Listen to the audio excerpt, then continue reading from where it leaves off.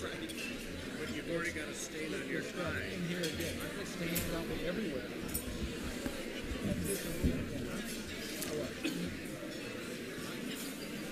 Welcome, everybody.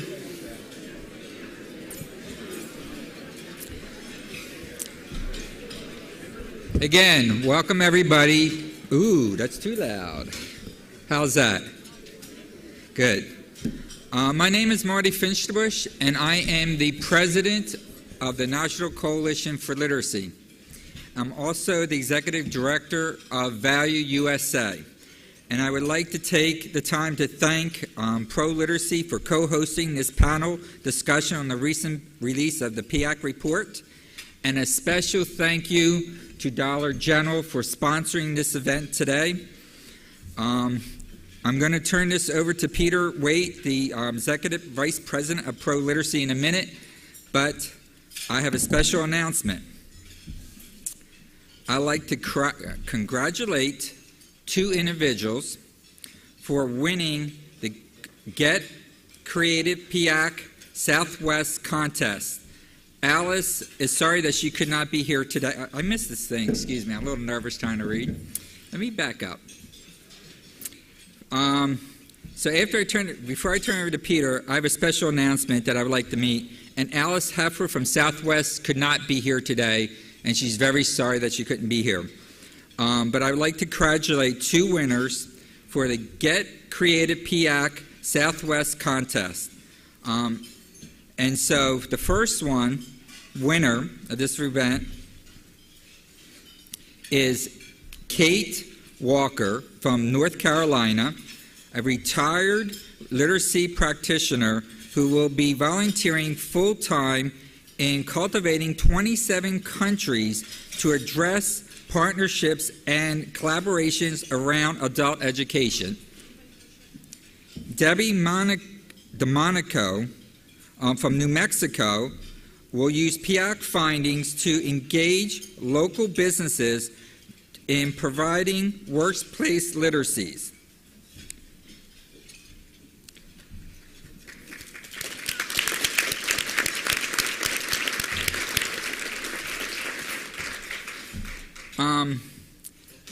Allison, again, is very sorry that she could not be here to personally give you 2 round tickets for Southwest for winning the contest.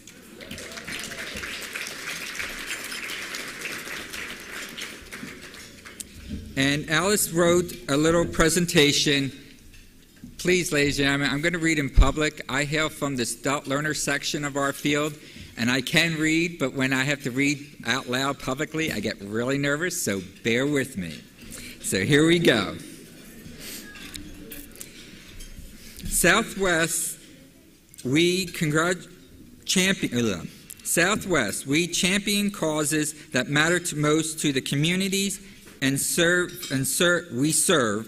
and support organizations and those that make a difference. What you are doing makes a difference. The National Coalition for Literacy makes a difference. What you all do improving the quality of life where our employees, our customers, and the people in our community work and live, thank you all for doing.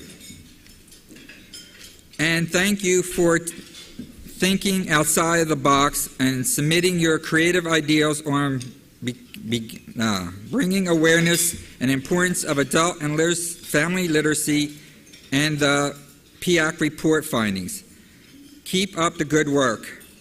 And Peter, it's all yours.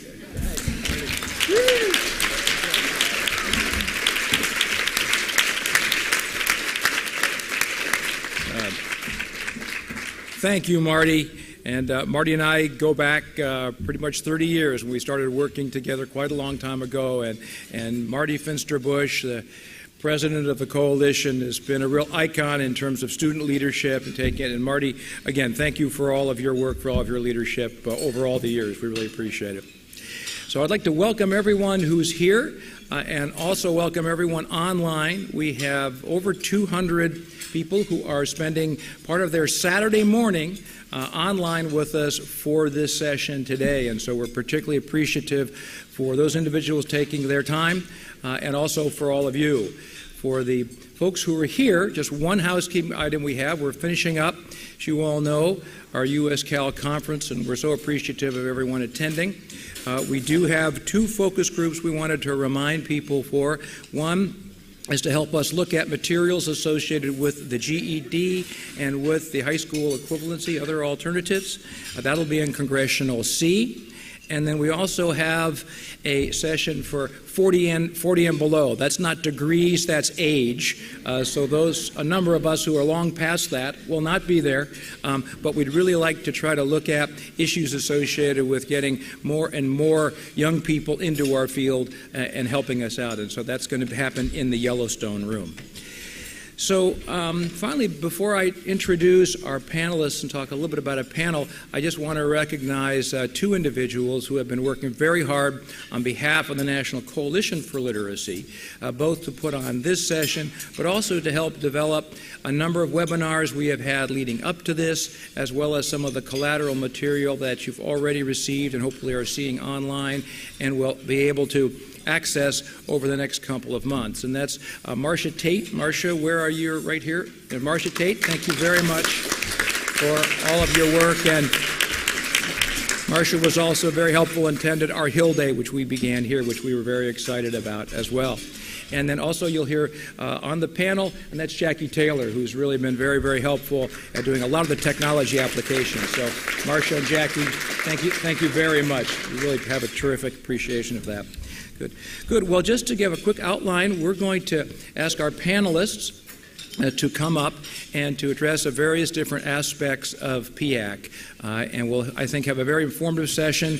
We have an opportunity to be able to ask questions at the end of each presentation.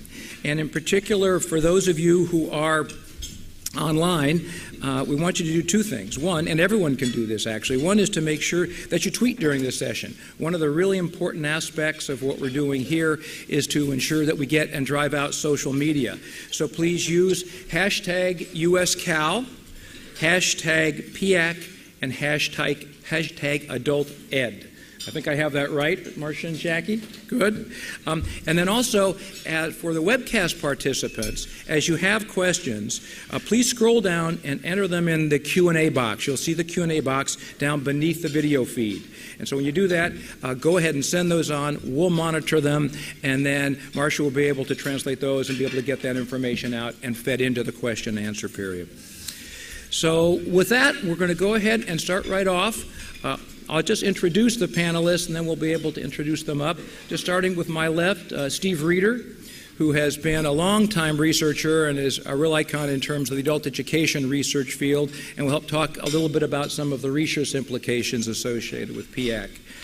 Denine Torr, one of our private sector icons in literacy. I keep calling her a rock star. She really is, and the Dollar General Foundation is the single largest private sector supporter of adult literacy in the nation. To my right, Johan Uvin, who is the Deputy Assistant Secretary at the Office of Vocational Adult Education, specifically for policy and strategic initiatives. Perhaps even more importantly, he has an enormously rich history in adult education, both as a practitioner, as a state director, and has been an enormous advocate for all of us at the Department of Education. And then finally, Jackie Taylor has been a consultant for many of our organizations in adult literacy, is technology coordinator with the National Coalition for Literacy, and has done an enormous amount to be able to help drive out in the use of technology across the board for us. So we'll have each one of them talking about some of those respective areas of interest, and we're going to start off with Johan being able to talk a little bit for us about the Department of Education and setting our overall stage. So, Johan?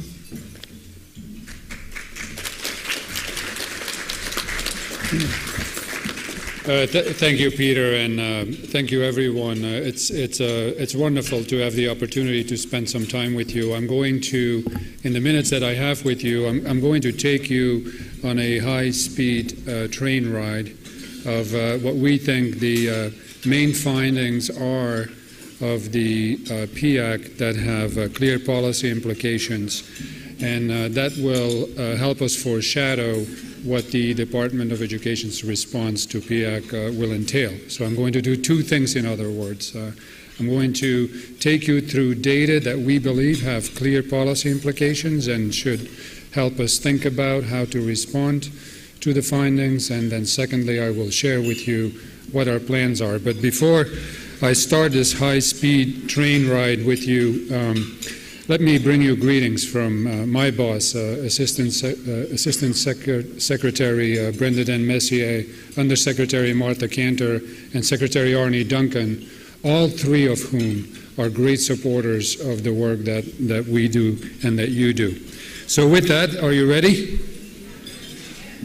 Okay, let's see if I can make the technology work for you or demonstrate to you I have problem-solving skills in technology-rich environments. Okay, so this is what has happened already with PIAAC. OECD released a number of reports on October 8th, and then post-shutdown, the National Center for Education Statistics released its first look at the data report. PIAAC is a 5,000 individual sample of adults in our country in the civilian population aged ages 16 to 65, and we're in the process of doubling that sample to 10,000 by adding some subsamples in different age groups and with different characteristics as listed here, and we're also preparing for a sample of those in institutionalized settings. So that's what the survey was about. Now, what did we actually find? What are the high-level takeaways? There are three. Great inequalities, intergenerational impacts, and very negative social outcomes. So if we had to summarize all of the data into three key main findings as they relate to our work, that's what they would be. So now we're getting on the train, we're leaving the platform. How are we doing internationally to competitor countries on literacy and numeracy? As this slide shows, we're not doing all that well. In literacy, we're below the average. Numeracy, we're not only below the average in the OECD sample of countries that participate, we're actually doing worse in numeracy than we are in literacy. What about over time? We have opportunities to look at literacy and numeracy trends over time. Key takeaway from this slide, don't ask you to read it, there's no time for that today, but you know, we're pretty much stagnating in terms of literacy. In terms of numeracy, we're doing worse than we used to do. Very important finding is that relative to other countries, the United States actually has a very, very large share of adults with low skills, and low-skilled adults are defined as those performing below level 2. Looking at numeracy, even by age categories, the story gets worse. We're not doing great at all, and clearly this is one of those areas where the policy implications and responses will need to be addressed. Sorry. The PIAAC also shows that the achievement gaps that we see in our children and in our youth are carried through into adulthood and are producing very severe consequences. A very important finding also is that our younger cohorts, those particularly in the ages of 16 to 24, they're actually not outpacing our older cohorts. In other words, they're not having better skills than the older generations in our country. And relative to their international peers in that age group, we're not very competitive at all. So, and this has clear implications, not from an economic, but also from a social perspective. Okay, I think we've passed a couple of stations already on our high-speed train ride here. But another key finding is that adults who come from low-educated families are actually 10 times more likely to have low skills.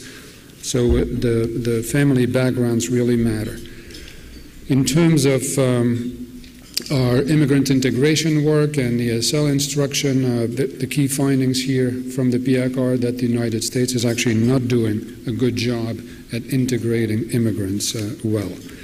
Interesting finding on the positive side is that many adults in the United States participate in some form of learning. We actually do that at a very high rate. And that could be formal learning, getting a degree, a certificate, but also on-the-job training, other forms of learning. But when we look at those, again, at the low skill levels, that participation rate is very, very low.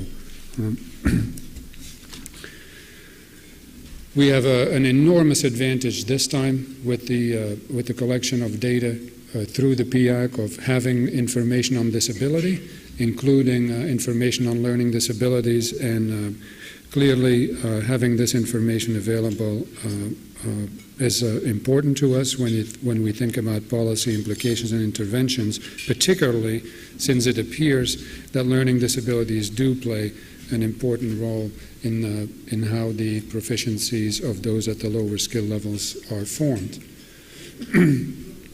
When we think about issues of health, there's a key policy implication here that is waiting to be addressed by all of us, and that is that adults with low skills are four times more likely to have poor or fair health, and that is twice the international average. Somewhat surprising, perhaps, for many of us who have been in this work for some time is that almost two-thirds of low-skilled adults are actually working. So again, when we think about policy implications, there is a clear policy direction here that emerges from this finding. Now, on the positive side, the United States and the United Kingdom happen to be two countries that seem to actually reward skills. So if you have skills, we'll pay for them in our labor market in the United States, so that's good. So that was the very, very fast train ride. I think we're now entering New York Penn Station and slowing down. And let me talk about what the response is that the department is preparing. So given the high incidence of low-skill proficiencies in the data, the department asked OECD to prepare a special report. And the report does two things that are relevant for our conversation here today. One is it will present a detailed profile of the low-skilled population in the United States. It looks at the backgrounds and characteristics of that population. And then it articulates policy implications and a set of 7 overarching policy recommendations. I'm not going to share those with you because we have a special event scheduled for November 12th where that report will be released, and it's called Time for the United States to Reskill ? And Brenda says we should say time for the United States to reskill, period. So what is next after the release of that report? It's clear that the department sees the need for putting together a plan to avoid further erosion and depletion of the foundational skills in our population. So that is exactly what our intent is, to develop such plan.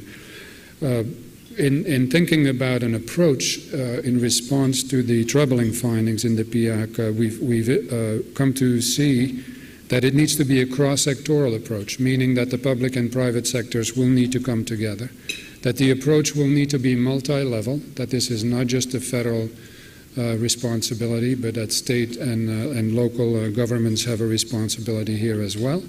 The approach will need to be coordinated between various sectors. It will need to be comprehensive so that it can span not just the early stages of the cradle-to-career continuum, but include the adult portion of the cradle-to-career continuum. It's going to have to be systemic and strategic, and it is going to need to create learning opportunities at a much greater scale than what we're currently capable of doing today. So in implementing that approach, it's our commitment that we would use a cross-generational view so that we would look at the issues of low skills that adult parents may have in conjunction with the skill issues, for instance, that their children may have, and that we should adopt an interdisciplinary view. For instance, that we should not only look for solutions within the adult education sector, but we might want to look at other disciplines and see how they can help us. And to illustrate that final point, it might be that in the world of information technology, new emerging technologies are becoming known that actually might be helpful solutions to our efforts in addressing this issue at a greater scale and with greater impact. So this is our plan as it stands today, and I hope this was sufficient as a context for the remainder of our panel conversations. Thank you, Johan.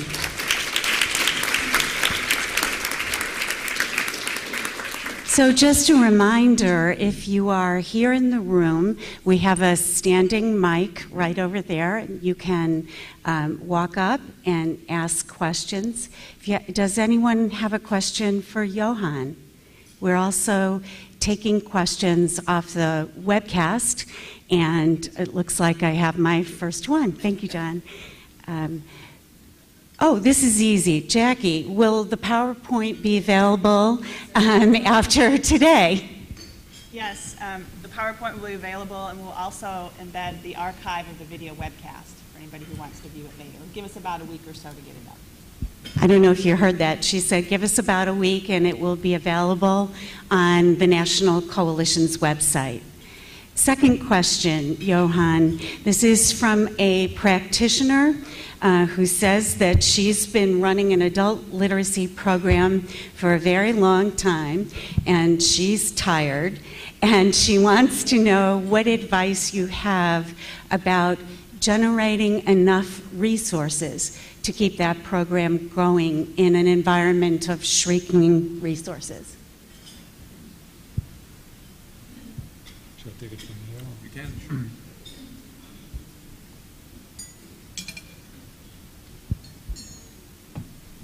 One thing, I appreciate the question very much. One thing that I think we need to acknowledge is that the fiscal realities today are very, very challenging in that we can't just look at this issue and say, okay, let's just invest some more money in this particular issue. I mean, we should always make that case if we feel we have the evidence for making that case, and that's a good thing that we would continue doing that. But when we look at the fiscal realities today, it's highly unlikely that we would be able to see a major influx of new resources for addressing these skill issues. And again, that shouldn't stop us from advocating for that if we have the evidence that would justify such investments. That being said, I think there are great opportunities here to leverage resources that are currently not being coordinated or are not being coordinated in ways that are very, very efficient. So, in addition to that, I think there is lots that can happen at the community level when organizations, not just adult education organizations, but other organizations in the workforce and economic development and fields and in philanthropy can come together and look at these types of issues and see if they can maximize the use of the resources that are available. Thank you. We have a question at the mic. Related to funding and to the commitment to seeing adult education as part of the comprehensive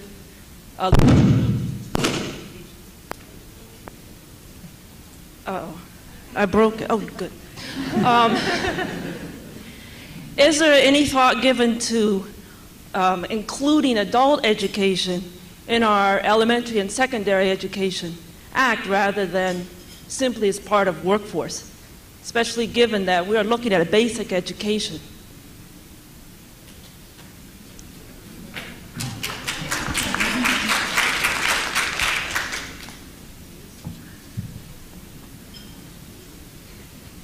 You know, we could have a very long conversation about your question. I'm going to give a couple of quick responses. One is the PIAAC data show that this is not about whether we need. This is not about making choices between certain investments, right? This is not about whether it's early learning versus K through 12 versus high school redesign versus adult education. No, the data are showing we have to do all these things, right? And we happen to actually have made a set of good investments, have initiated a set of strong reforms in early learning, in K through 12, in post-secondary education, and the Secretary and Brenda and myself, we feel that the area where we needed to strengthen capacity and interventions the most is the area that affects the large share of low-skilled adults in our country. So it's not an either-or question, it's a both-and question, and we are about trying to find a way to make that portion that focuses on the low-skilled adults far more prominent in the work that we're doing, the policy work and the programmatic work. So that's one thing. To your question about embedding adult education in a number of other statutes where relevant to those types of issues, that is exactly what our team does. When there is an opportunity, we always pursue those opportunities, and you may have seen that in a number of some of the administration's proposals for reauthorization of a number of statutes, you will see that that commitment reflected. And in terms of the Workforce Investment Act, I don't know if folks are familiar with that, but we have an administration-wide approach to advancing a new way of thinking about the Workforce Investment Acts, which should have been reauthorized a long time ago. And we are thinking about that as an opportunity for all the agencies that are responsible for portions of WIA to look at the planning for this statute and its resources in a unified manner. Thank you. We have a question from the floor. Tony? Yes, thank you. Johan, I want to first thank you for saying it cannot be either or. And the result, when you look at the results, and I also want to thank you for what you pointed out in terms of some of your high-speed rail tour of PIAAC, because so much of the report talks about the implications of our skills gap or skills deficiencies in terms of our economy, in terms of our competitiveness in a global economy. But the last 10 pages of the report, which you cited some of the findings, highlight what this means for our society, for our democracy, for the health and well-being of our country. And it seems to me that we have to find a way to first realize that we cannot be competing and asking for more resources to be shifted from K through 12 to adult ed. We need to be investing, or workforce, we need to be making major increases in investment in all this stuff, not just because the future of our country in a global economy depends on it, but also the future of the democracy. So I want to thank you for highlighting what in the report is, I think, underplayed. I appreciate you underscoring those points, Tony. You know, I don't know if folks know the incredible work that Tony has done, but at some point, you know, Tony's work and my work actually overlapped, and also overlapped with the work of David Rosen. And why I'm mentioning that is, when we were working on those issues a couple of years ago, we were trying to get at the issues of competitiveness and sort of social policy issues at the same time, using this notion of government business education partnerships under something that was called the National Workplace Literacy Partnerships Program in the 1980s and 90s. And you know, that program was really important at that point in time. But when we look at the data for PIAAC, particularly the slide where we see that so many of the low-skilled adults are actually working, they are incumbent workers, and when you combine that finding with the issue that Tony was referring to, that individuals do have a desire themselves to be able to climb those ladders of opportunity, as the President has called them, then it's clear that one of the policy implications is that we will need to rethink interventions and fund them at a level that is adequate to make sure that incumbent workers have that opportunity to actually advance. And it's clear that the models that we had in the 1980s and 1990s were appropriate for those times, but might not be the solutions that we would need to develop today. Thank you. I have one more question from a webcast participant for you, Johan, and then I'll be back to you, Peter, for our next guest. What role will immigration reform play in the upskilling that you talked about earlier?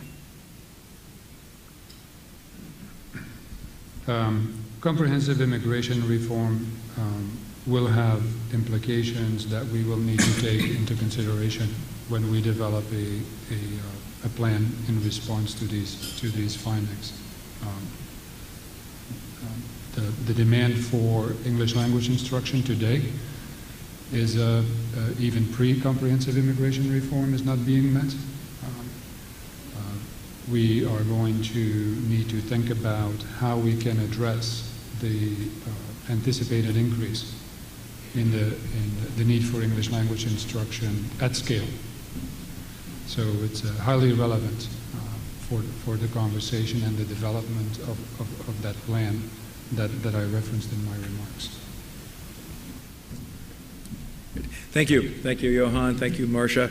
Let me just say that we are particularly lucky in the adult education field to have both a deputy assistant secretary and an assistant secretary who are deeply rooted in the field. That has not happened in my lifetime, and probably in most of yours in terms of the Office of Vocational Adult Education. So let's give a round of applause for Johan.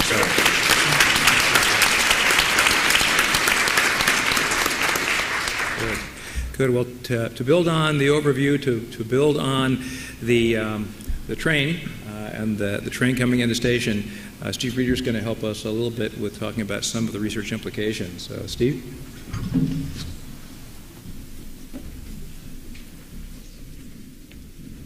Thanks. Good afternoon or good morning in webcast land, wherever you are. I'm also very happy that Johan is in the engine room of the train that's heading somewhere. I'm concerned that we all, as a field, make sure we're able to help him get that train to the right destination. I want to start off by pointing out that this train has been running for a really long time. In my career, this train made some major stops along the way, and I think it's worth looking at these to have a sense of how we need to steer today to make sure this track actually turns and heads to the right station. About 30 years ago, we had a major report called A Nation at Risk. This had a huge impact on public discourse about education in the country. Some of you in this room may remember that. About 7 years after that, we had another seminal publication called America's Choice, High Skills or Low Wages. Both of these reports were generated by national commissions that were cross-disciplinary, very coordinated, had many of the attributes that Johan said we're looking for in our future destinations of this train ride. There were some other surveys before PIAAC along the way as well. There was an international adult literacy survey called IALS that showed the U.S. In much of a similar situation to what we see in PIAAC, not quite as bad from some perspectives. 7 years later, about 10 years ago, we had another international survey called the Adult Literacy and Life Skills Survey. Same thing, we're getting a little worse. Researchers who looked at these projected that we would have increasing disparities and hollowing out of skills and wages as we move forward on this train ride.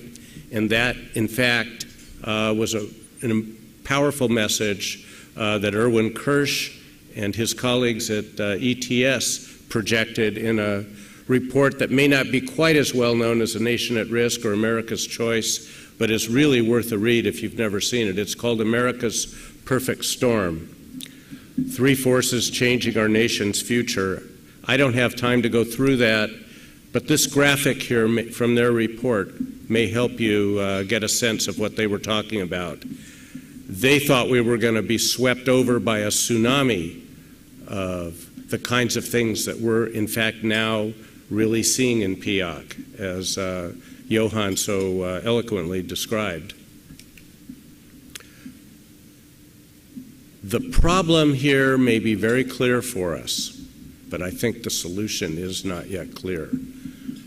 We've certainly got hollowed out wages, hollowed out skills, and by that I mean we have lots of high earners, we have lots of people with high skills, but we've got lots of people with low wages, as we know, lots of people with low skills. And the groups in the middle are getting relatively smaller. And that's an ongoing trend. And it's something of great concern, or should be a great concern to us. So there's been talk about moving the needle at the conference. I don't think we need to move the needle. The needle's already moving. It's moving backwards. And we have to reverse course and get it moving forward again. We need to do this. I think we need to stop talking about just the size of the problem. That's very evident, that's very apparent. We need to get that information out, but we also need to be talking about the shape of the solution. And we have to be very careful that our voices are loud and clear in that discussion about what the shape of the solution is. The shape of the solution is not just fixing K-12, as many of the initial reactions to PIAAC suggested. If we could wave a magic wand and somehow make sure that no youth ever left school again in the future without the skills they needed, we would not have the problem solved that we're faced today. We would still have decades of non-competitive skill distributions in our future workforce. Why? Because most of our future workforce is already out of school. You know, we have what we have, and we have to make it better. So the solution can't be just fixing K-12. And the solution can't be, as important as it is, just asking for more money for programs. We all know we need it, but that won't be enough. We can't just do more of what we've been doing. That won't get us where we need to go. We need programs that can follow learners over longer periods of time than they're able to participate in a single stretch of a program. Life is too complicated. As Johan said, many of the low-skill adults are already working.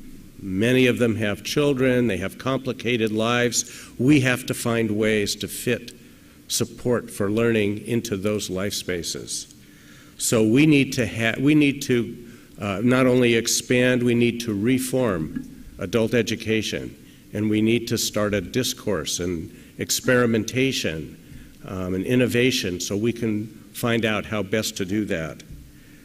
We need a space to do that in that encourage us to think outside the box, to try out new ideas, certainly to evaluate them and find out which ones work for which populations, and then we can keep moving forward. We can expand our system. So we need to be doing this at the same time we're searching for more funding.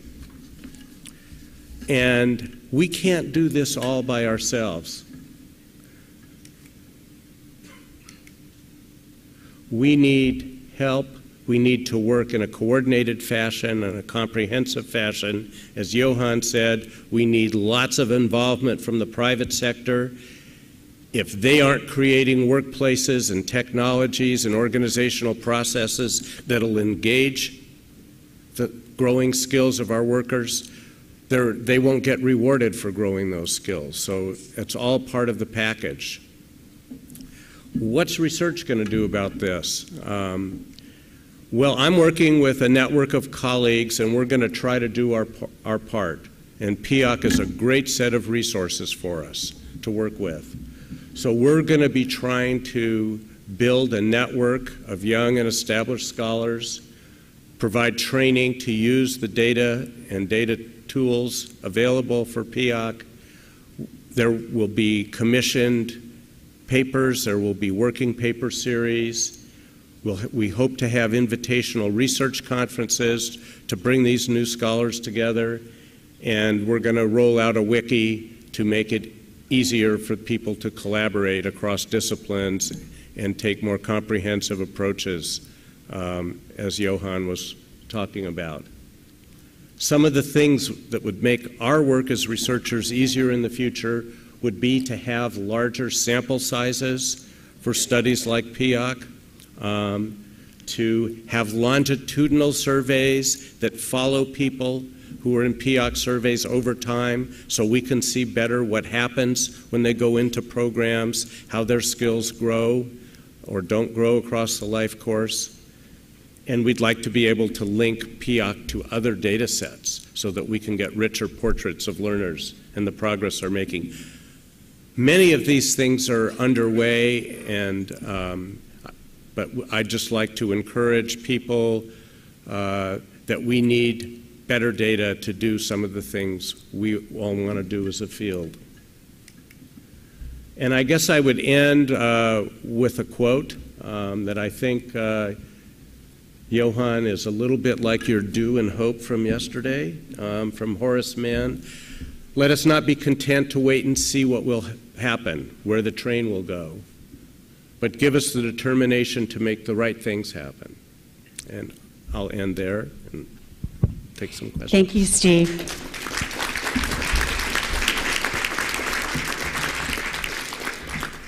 Just a reminder, if anyone has a question in the room, there is a microphone.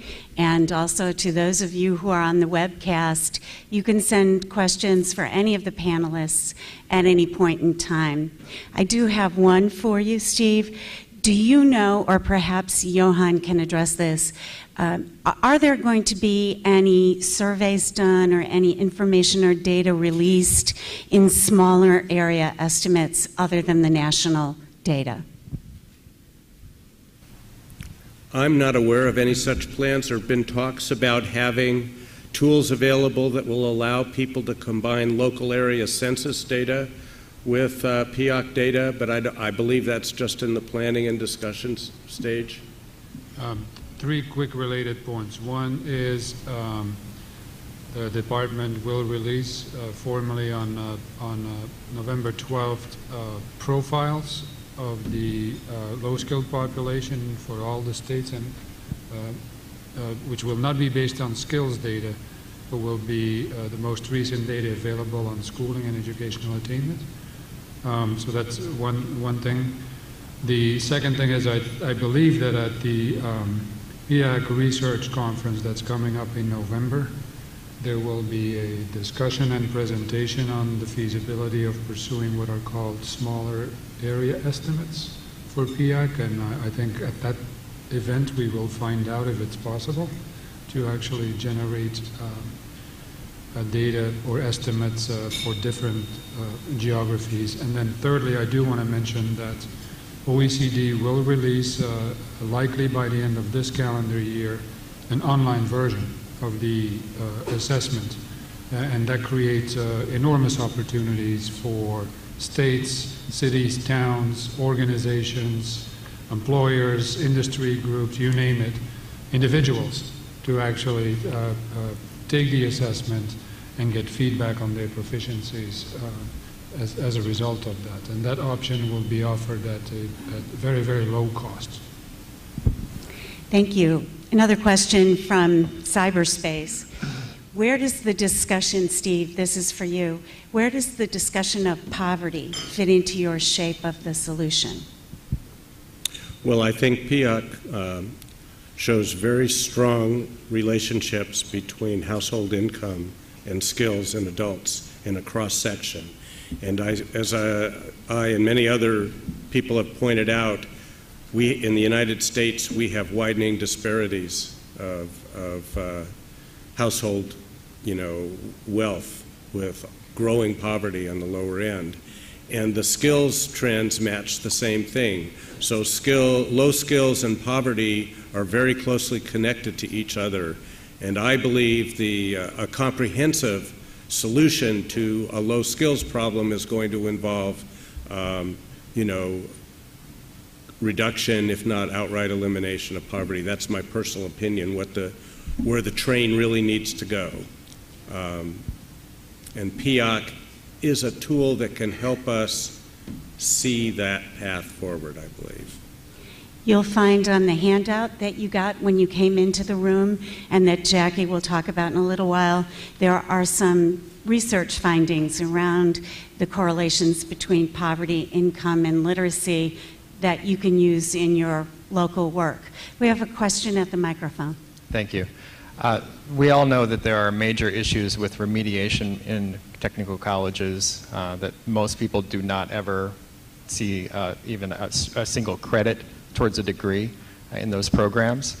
And we also know that the Workforce Investment Act is not enabling many programs around the country to serve people who are of lower skill levels because of their performance standards. So what sort of legislative action is going to be proposed with either Workforce Investment Act reauthorization or other initiatives that will really get the attention of legislators to address this skills crisis? That sounds like a question for Johan. I think a number of the issues that you're mentioning will be addressed in the context of reauthorization, most certainly in the technical assistance that the administration has provided to both the Senate and the House around that bill. We have made sure that those issues were included. To the second part of your question about how to motivate legislators, I don't think we necessarily need to motivate legislators to take action. I believe as recently as yesterday or the day before yesterday, another bill around strategies for closing the skills gap was introduced. So I think the issue of skills, and particularly the so-called skills gap, is most certainly one of great interest to many members of Congress. I think the PIAAC now provides an opportunity to use additional data to make sure that in many of the initiatives that are being considered, that the large share of our adult population that has low skills is going to be considered. To that, I would add one observation from research, and that is much of the impact that programs seem to have on low-skilled students takes a long period of time to show up. When you follow them over time, you see positive impacts that are much larger and widespread than the ones you see, immediately after program exit. And to build what I would call on-ramps into community colleges and career path systems for low-skilled individuals, we need program and accountability and funding structures that will look at longer-term cycles. And so that would be a concrete suggestion I would make to people who are trying to design new policy or new legislation. And I'm happy to talk to anyone about more specifics of that if they're interested. We'll take one more from the floor right now, and then at the end, if we have time, we'll open it back up for questions for any of the panelists. And then, Peter, it will be back to you.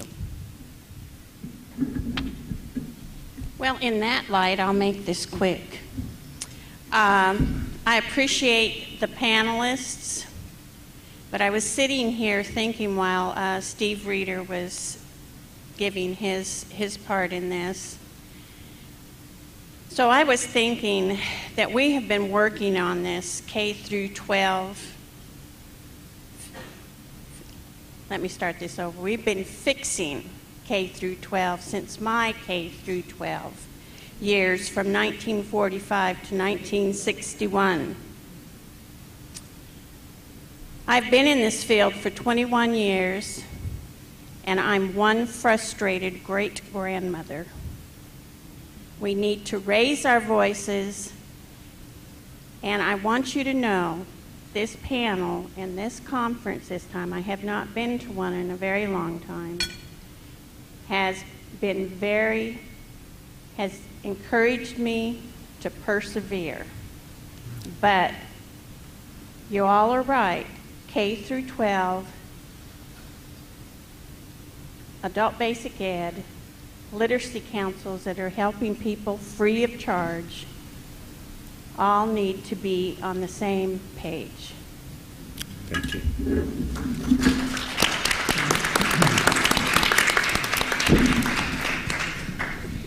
Peter, if I may, before you introduce our next panelist, we've been sending some polling questions out to the folks who are participating by webcast, and I think this is a good juncture to read you some results.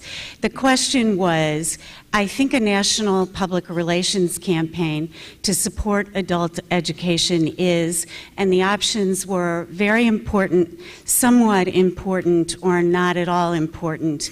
And 100% of the respondents said very important. Great. Thank you, Marsha, and thanks for the terrific questions. And Steve, thank you very much. I know you've been working in this field as part of that train ride for quite a long time, and you've been in the engine compartment yourself from time to time. And thank you for all the work that you've been doing over the years for it. So, staying with the train analogy, Jackie Taylor maybe can tell us a little bit what's in some of the boxcars that's going to help us as we're moving forward down this track.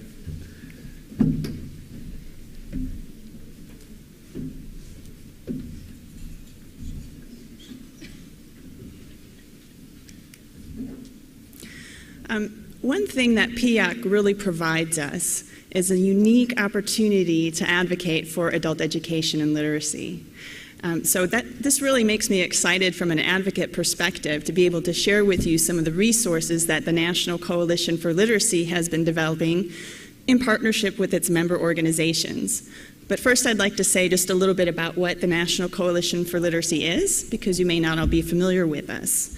The National Coalition for Literacy is a national membership organization. It's comprised of adult education stakeholders at the national, state, and local levels. NCL members work together to establish public policy positions for federal policymakers and for influencers. We disseminate them through a grassroots advocacy network that anybody can join by signing up to our email list. And we've been supported several years in this work through grants from the Dollar General Literacy Foundation. You will find a variety of free resources and tools on our website and our blog, on our Facebook, on our Twitter. And all of the PIAAC resources that I'm going to share with you are also on the URL campaign webpage there on the screen. So we're hoping that you'll become engaged, help us to disseminate some of the PIAAC messaging and the fact sheets that we've developed, and really use this information to advocate for adult education. Many of you at this conference have been asking for common messaging that we can all stand behind in our advocacy work for our students. Messaging that we can use to communicate the PIAAC findings with policymakers, with the media, and with the general public.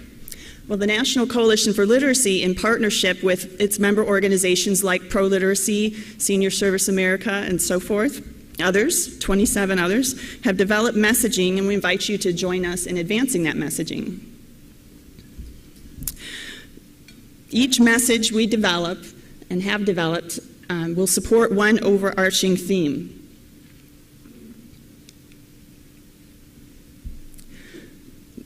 The overarching theme is investing in adult education pays. It pays for America's workers, for global competitiveness, for bridging the digital divide, for stronger families and future generations, for educational attainment, safer and healthier communities, for an informed citizenry, and for fully integrated communities. Each of these messages will be supported by a fact sheet many of you have received when you came here to this session, and if you didn't get one, be sure to see us outside afterwards and we'll make sure you get it. So for each of these messages, we're developing fact sheets and we're rolling them out over the next few months.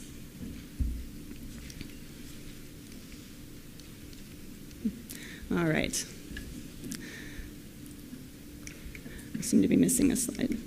Oh, well. Okay. So 3 of the fact sheets we've launched today, I think Marsha was passing some of them out earlier with respect to summarizing the key findings from the National Center for Education Statistics, PIAAC's First Look report. A second one is Adult Education Pays for America's Workers. And the third one, Adult Education Pays for Stronger Families and Future Generations. We also have a timeline, our own timeline, releases that you will be seeing coming from the coalition. We're here at the closing session at the U.S. Conference on Adult Literacy. The release of the country report is coming on November 12th. And we'll also launch a petition and social media campaign that you can be a part of. You can sign the petition that will call for investment and increased resources for adult education, and we will deliver them to legislators on the Hill later this winter. This is just a snapshot of our campaign webpage. So when you go to that URL, you'll see that we have resources, fact sheets, talking points, timeline, events that you can join, and you can sign up for the Grassroots Advocacy Network from this page. Okay, that's it. It's yours. We got a message from Jaleh Sarui at AIR to also mention the AIR PIAAC Gateway, where there are a lot of additional resources, including a pretty comprehensive listing of the media coverage of these reports as they've been released. Does anyone else have a question for Jackie at this time? Okay, Peter? Okay, thank you. Oh, wait, sorry. Go ahead. We do have one. All of you have mentioned about workforce and how it's the working class that we need to uplift, but many moms or working moms don't work. They're stay-at-home moms, and the literacy of children is directly linked with the literacy of the moms at home. What do you have in plan for affecting the moms that are staying home with the children to raise their literacy skills? Which one of you is going to be brave enough to tackle that question? You know, our commitment should be to all low-skilled adults, right? It doesn't matter where they are in their trajectory to entering these ladders of opportunity that the President is talking about that will create access to the middle class. Sometimes that means that individuals will be unemployed. Sometimes it means that they will be working. Sometimes it means they are temporarily laid off from their jobs. Sometimes they might be in transition either from institutionalization, or they might be returning back to their communities. Our commitment should be to all the different segments of that adult low-skilled population. Let me add, if we could get our act together around a public relations campaign, we could maybe reach more people who are at home. Peter? Oh, we have another question. Comment. I just want to agree with that comment that we here are we're preaching to the choir. We know that this is a problem, and I don't think that this PIAAC report is news to any of us in this room. We know there's a problem. We know there's been a problem as we look at the stats that Steve Reeder showed about, since 1983 and even earlier than that there is a problem here in the United States. But how do we get that message out? Like, these fact sheets are great, but the general public is not going to see them and read them. So how do we get that message so that, as Tony says, our democracy is in danger if this is not remedied at some point, ideally in the near future? So how do we get that message out so that there's a systemic change and that people at the grassroots level, I mean, Dollar General is an awesome supporter of adult literacy, but there are a heck of a lot of corporations in this country who are not passionate and could care less about it. So how do we get that message out better?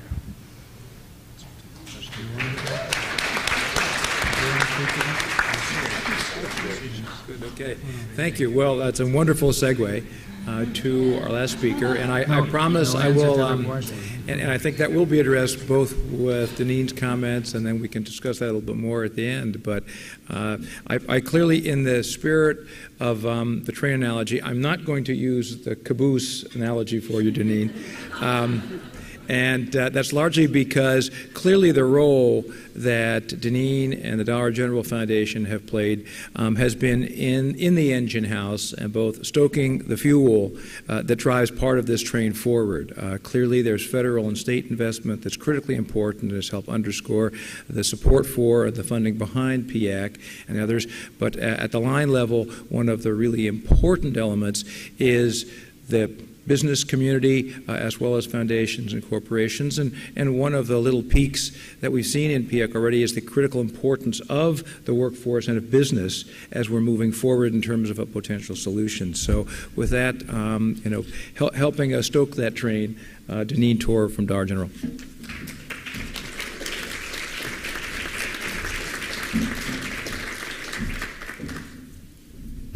Well, good morning, or afternoon, I guess, at this point.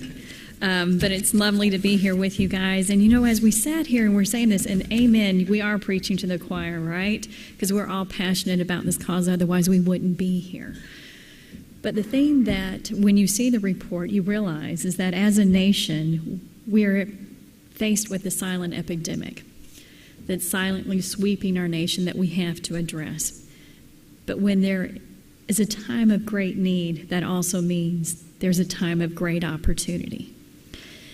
And when you work in the field of literacy, one of the things I love the most about you and about us is that when we see a need, we may be tired, but you know what? We still roll up our sleeves and we help. We don't give up. We don't stop. And that's amazing. And sometimes the greatest needs are the hardest to see. But the individuals and organizations in this room clearly see the needs that often remain silent as individuals struggle with reading, English language acquisition, or obtaining their GED. And to serve those needs requires great dedication, compassion, and a commitment to serving others, to being a voice for those who often go unheard. Through the work that you do, you are extending hope and help. You are breaking down barriers, changing statistics, and truly, truly changing the landscape and future of our community.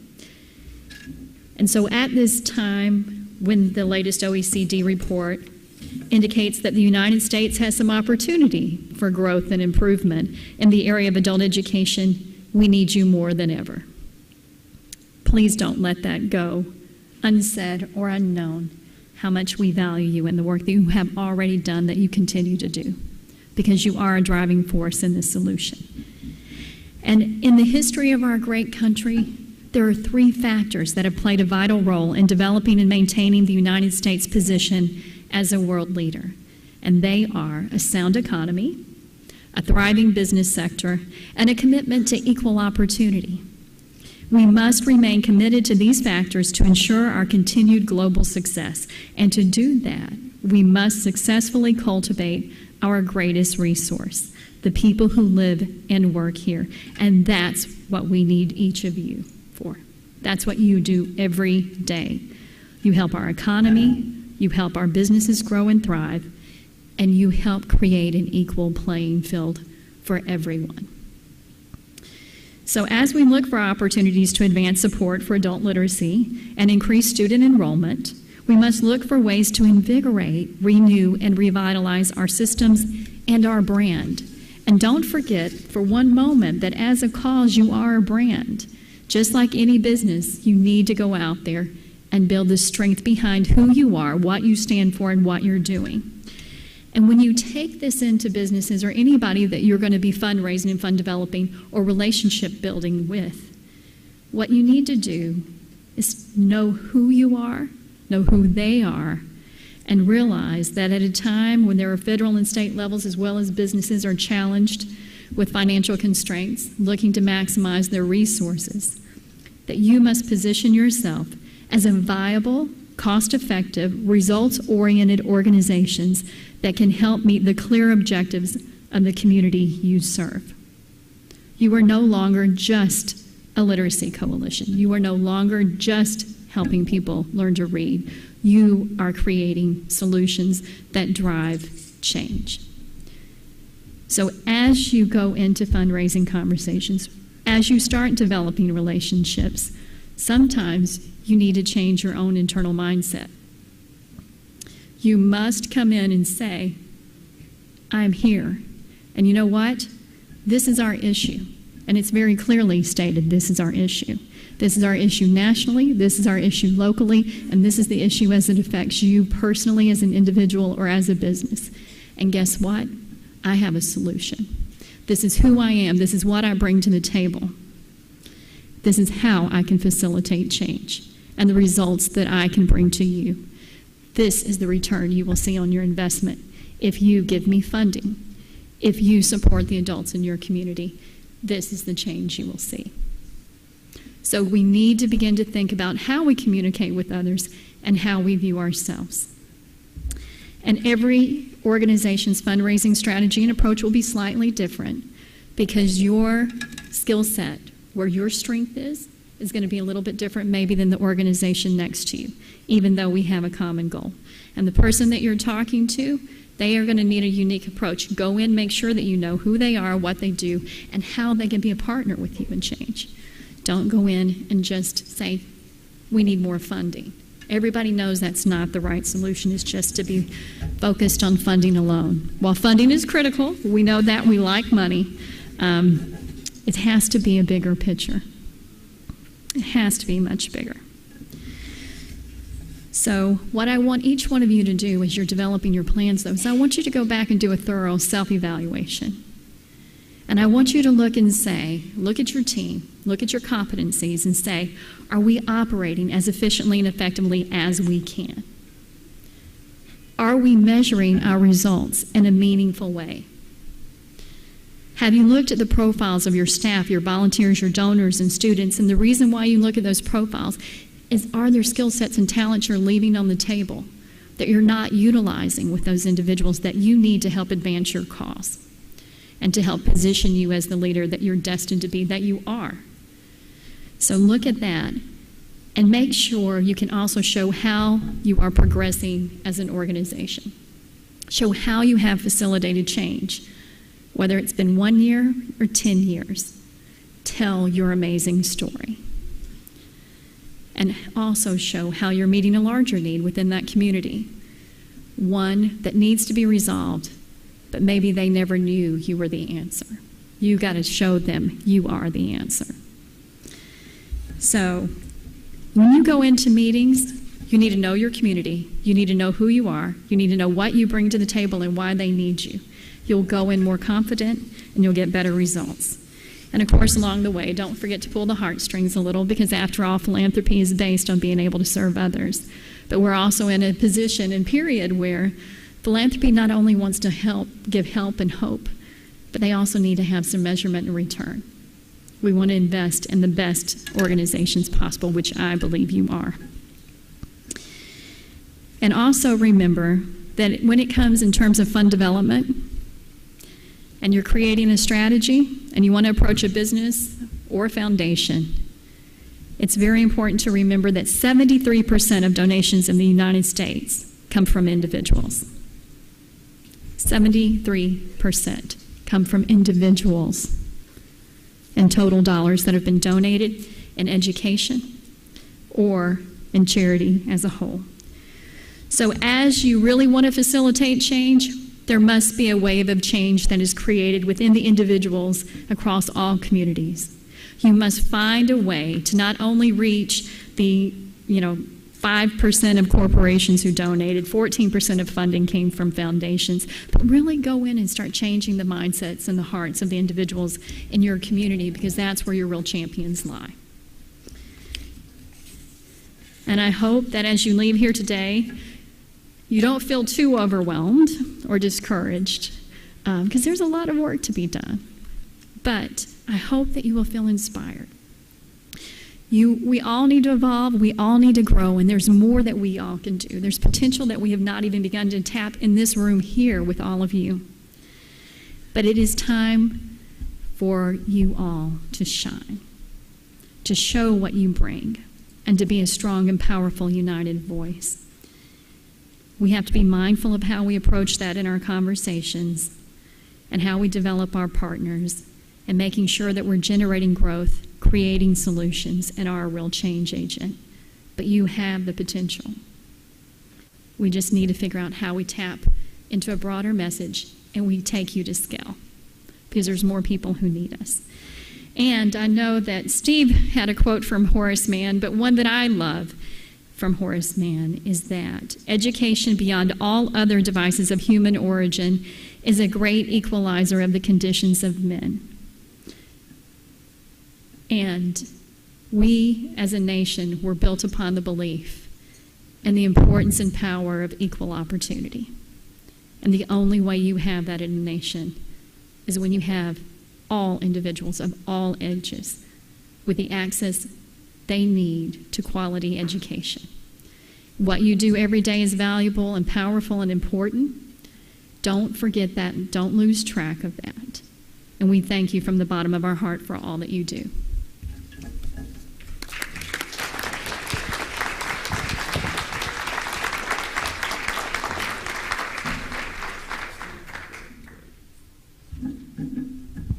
I do have another question from the webcast participants, and this is back to you, Steve. Could you comment on the role of professional development for adult basic ed and adult literacy leaders, and where would you focus our professional development efforts?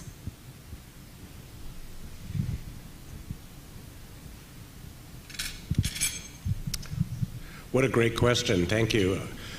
I would focus our professional development efforts everywhere, which is not an answer to the question, but I think we have great committed professionals in our field working in all kinds of contexts, and I think part of the solution we need to be talking about has to involve the professional development of people in our field, and that needs to include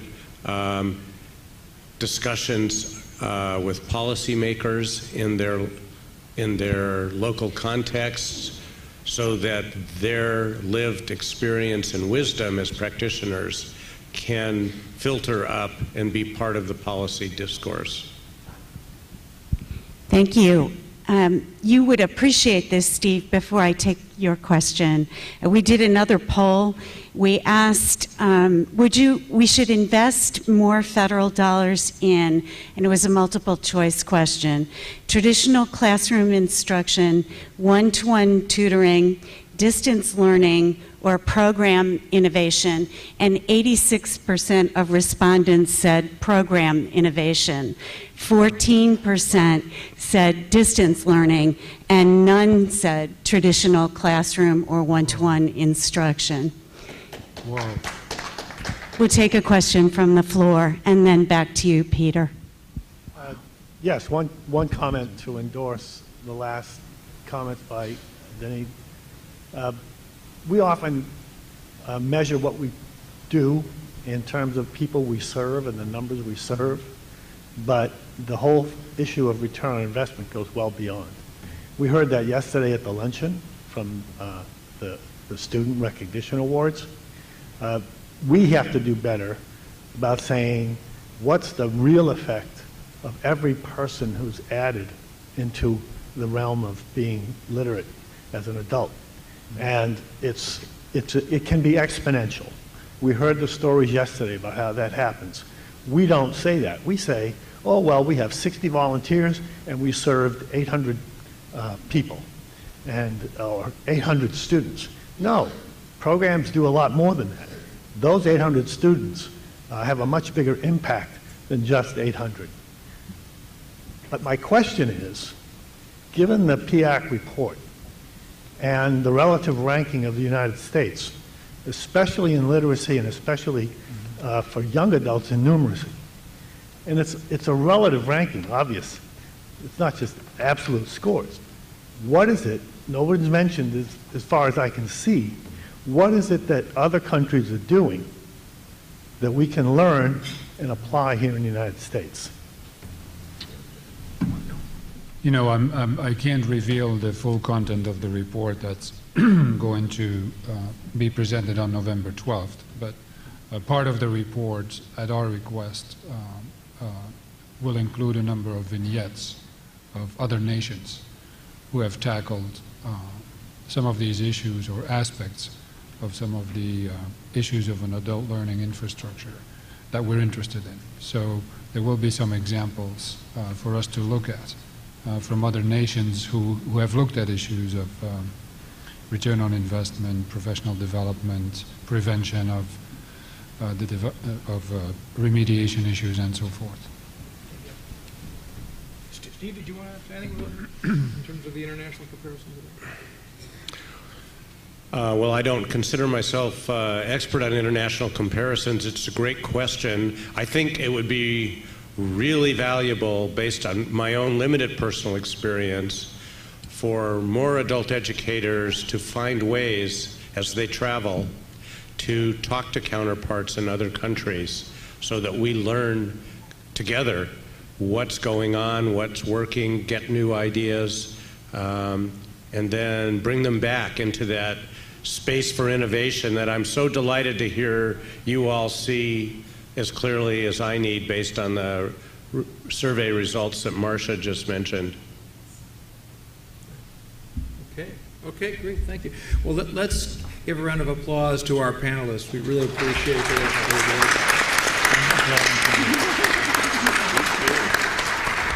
And just in closing, once again, I'd like to thank Marsha and Marty and all of the panelists and assistants they gave for this, and other staff here who helped out.